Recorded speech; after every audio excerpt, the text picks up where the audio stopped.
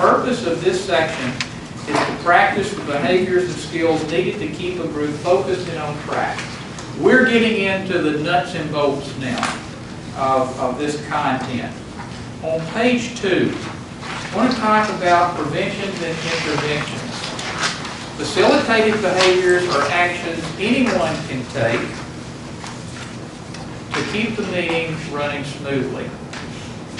Preventions and interventions. Preventions are facilitative behaviors used before or during the meeting to prevent the meeting from getting off track. Interventions are facilitative behaviors used during the meeting to help people get back on track.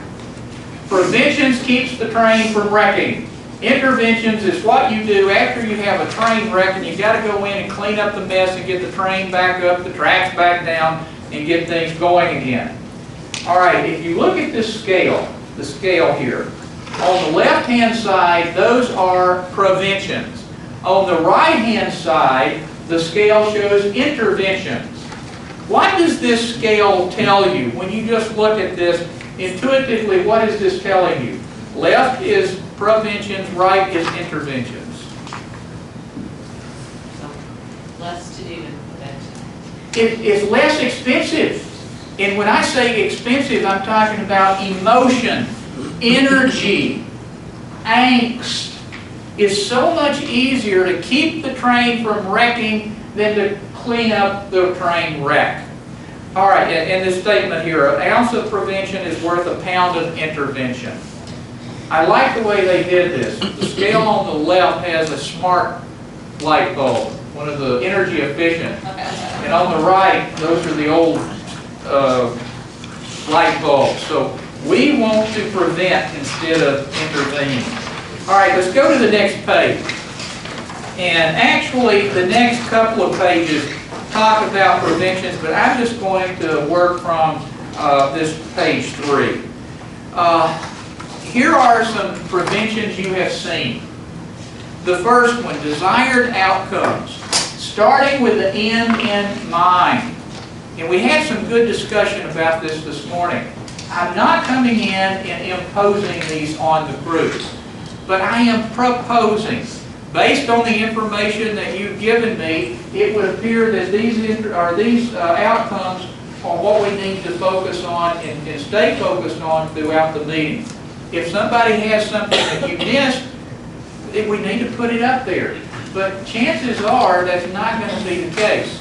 And if somebody in the meeting, and I'm thinking primarily of parents, they start saying, well, we want this, we want this, and we want this, I bet maybe 99 times out of 100, you're going to be able to relate it to one of the outcomes you already have up there. So it's not probably going to be too far afield. When I get agreement on the outcomes, I try to put parameters around the meeting right then, right now. With your agreement, these are the only things we're going to talk about in this meeting. These outcomes. If it's not related to these 2 or 3 outcomes, we're going to put it on a parking lot and we'll talk about it later. That will stop your bird walks. I mean, I bet if you think about IEP meetings you've been in that have gone into extra innings, there have been a lot of bird walks along the way.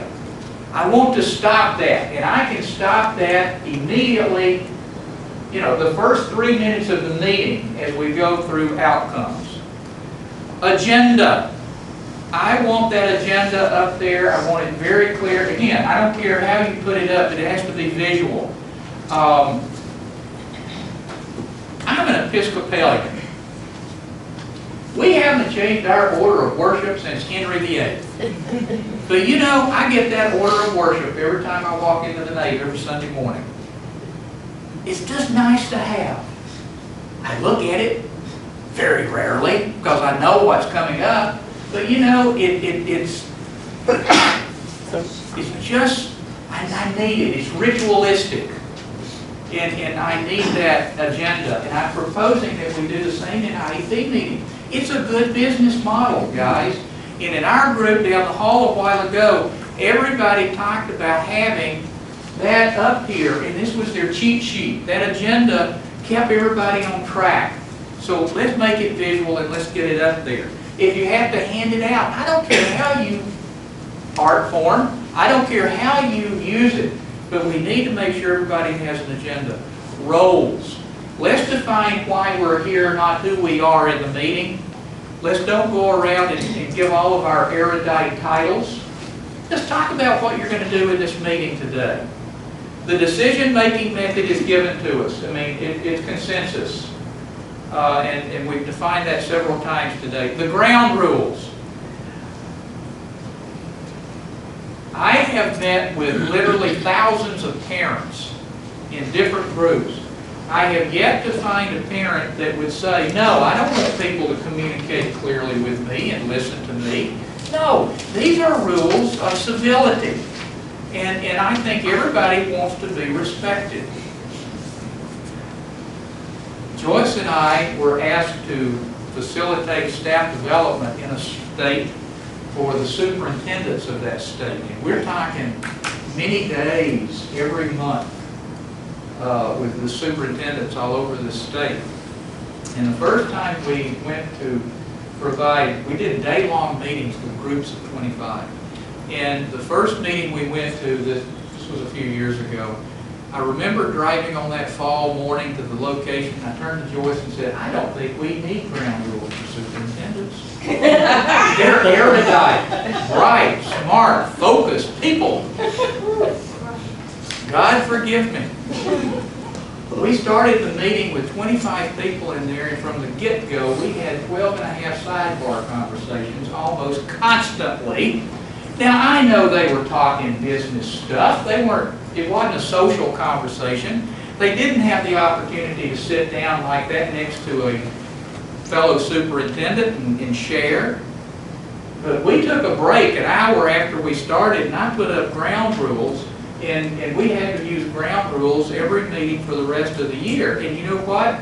It stopped all of that stuff. They were happy to sign on.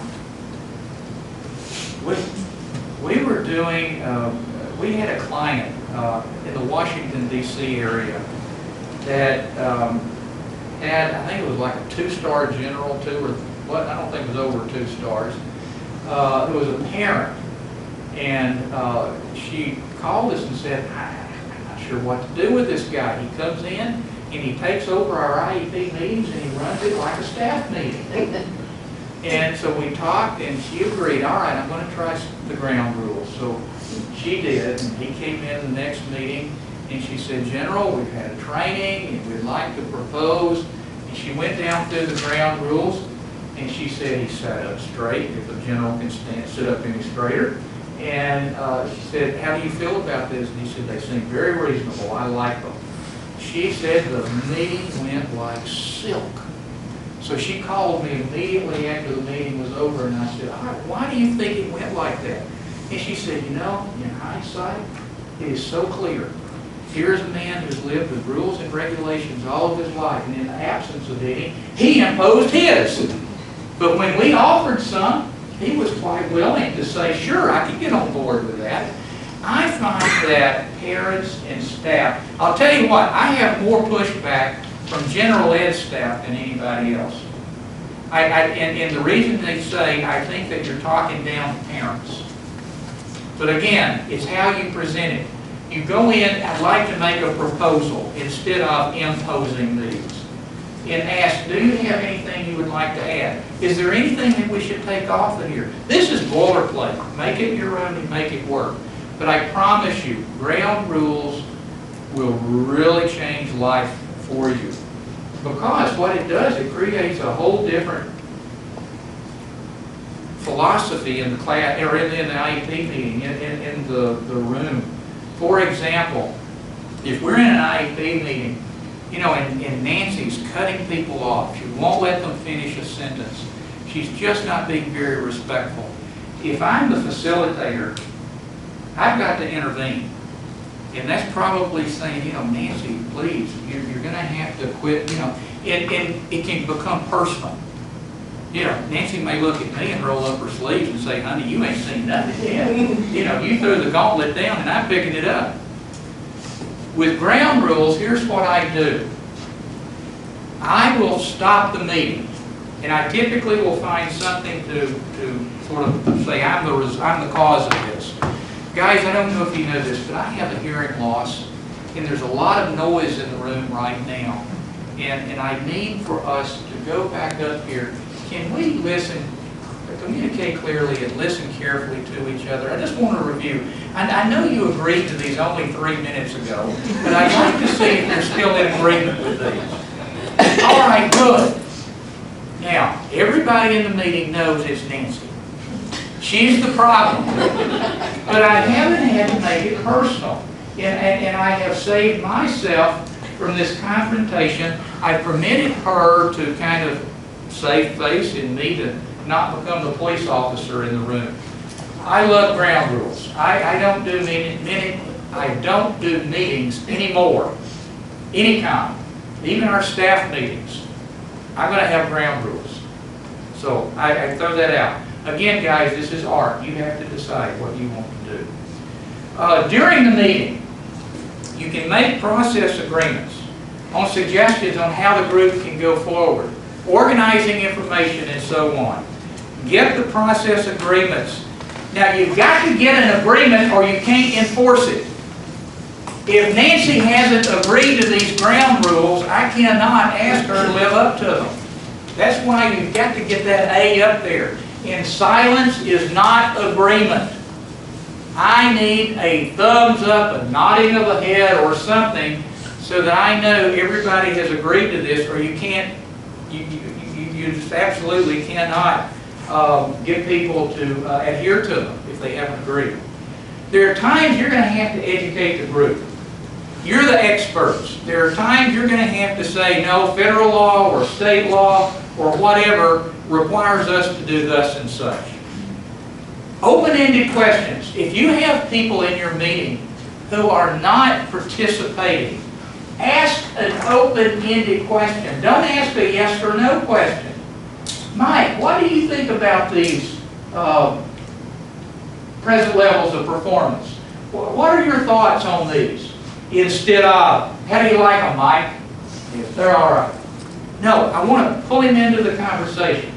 Now, if you ask an open-ended question, be prepared for an open-ended answer. If I ask Mike that and he starts and, 35 or 40 seconds later say, yeah, that's good, Mike, what do you think about it? And no, Melanie, no, I can't do that. I've got to give him an opportunity to feel validated. Okay, this is a tough one. Sometimes we have to request people to reserve judgment. Have you been in an IEP meeting and somebody makes a proposal and somebody else in the room goes, oh no, that'll never work. We haven't even talked about it yet. And you've already discarded it or dismissed it. So, there are times you have to say, hold your judgment until we work through the information and organize our thoughts. Any questions on prevention? All right. Again, the next 2 pages are kind of a summary of what I've just gone over. There are times you can have every prevention that you know of in place, but there's still going to be a train wreck. Now what do I do?